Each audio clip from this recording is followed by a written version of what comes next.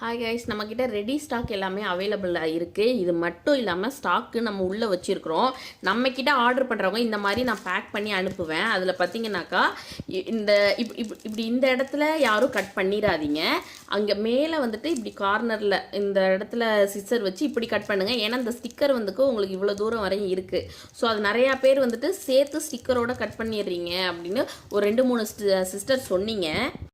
அதனால வந்துட்டு ரொம்ப கார்னரில் கட் பண்ணாமல் கொஞ்சம் கீழே இறக்கி அந்த நடுவில் சென்டராக ஒரு பாயிண்ட் இருக்கும் இல்லையா, அந்த இடத்துல சிசரை வச்சு நீங்கள் கட் பண்ணீங்க அப்படின்னா உங்களுக்கு ஈஸியாக வந்துட்டு இருக்கும்.